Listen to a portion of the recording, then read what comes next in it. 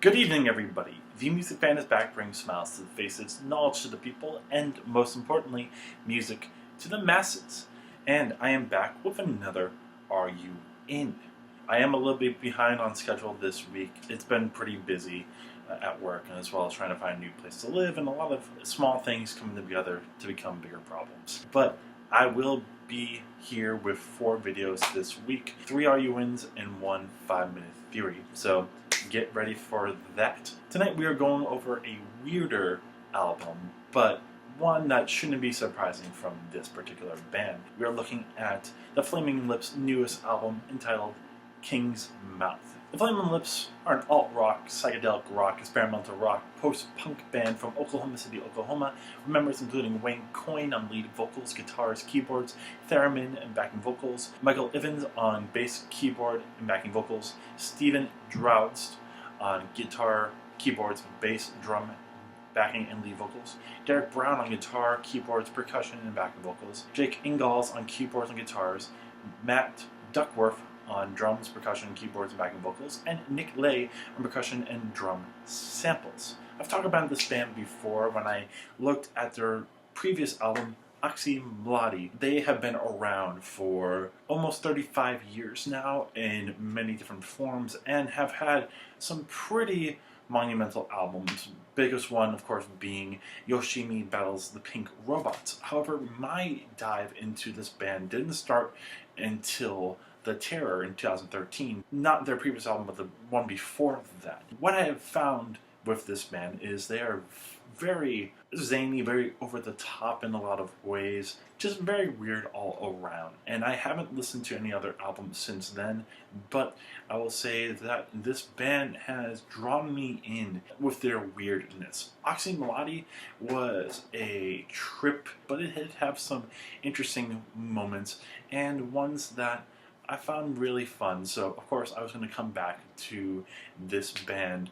to check out their new one. Now this album actually dropped in springtime, but only for one day and then was gone. Now they finally dropped it, and of course I was very curious to take a look, and from what I have found, this is a more tame Flaming Lips. Now I don't know if this is their usual style or something like The Terror or Oxymlody is more up their alley, but I find this more palatable. It isn't over the top.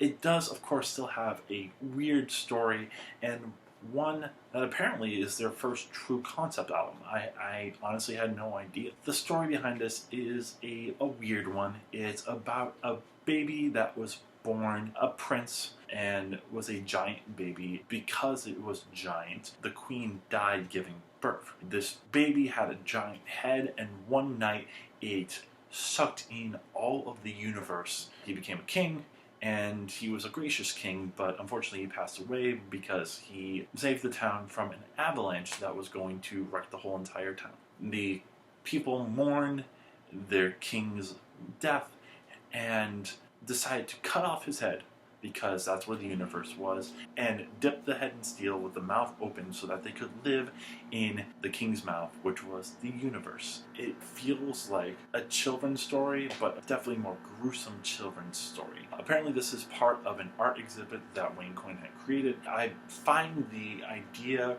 weird but interesting. Also, Mick Jones is a narrator on most of the album, bringing in more parts of the story to make it feel like a children's story. Honestly, the vibe that I get on this album is definitely psychedelic rock, definitely alt rock, but more of a callback to early like 70s work. Even like the album cover itself feels very retro. But what I like about this album is just the fluidity of it. It flows in on itself and makes for a very palatable and very easy listen. Some of my favorite tracks include How Many Times, which is a beautiful ballad and one of Wayne Coyne's best vocals on the album.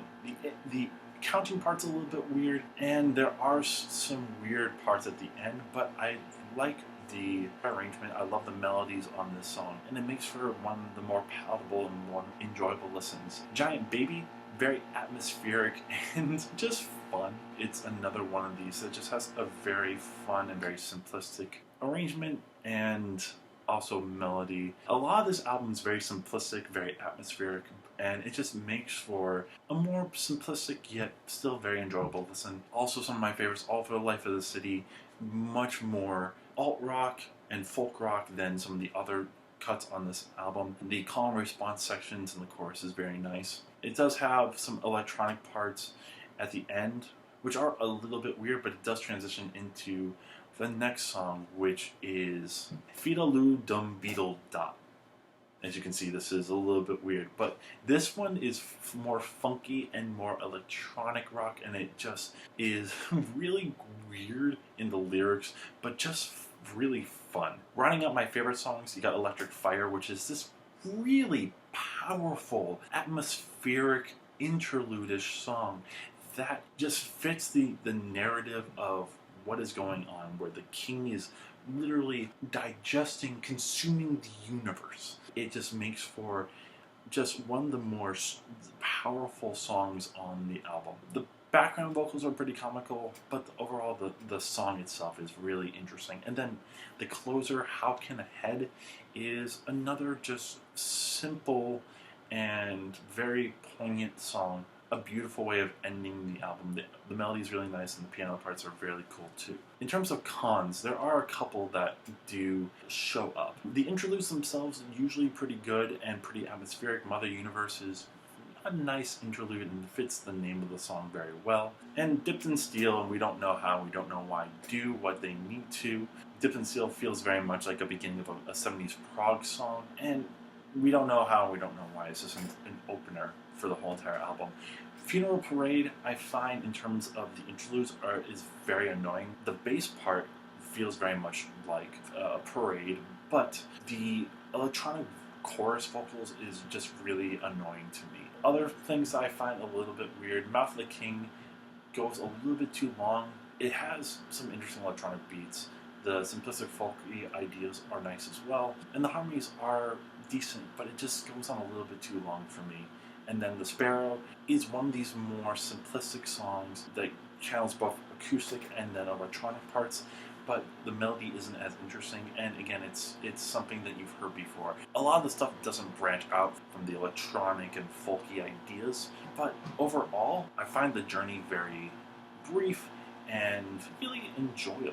Is it going to be one of my favorite albums of the year? Probably not, but I found it just a light morsel. You know, it's a little over 40 minutes, and it is one of the Flaming Lips' shortest albums. So, really nice pace, and just an overall fun experience. If you're looking for something a little bit weirder, but also still palatable, this is definitely going to be up your alley. That's why I'm going to say give it a full listen.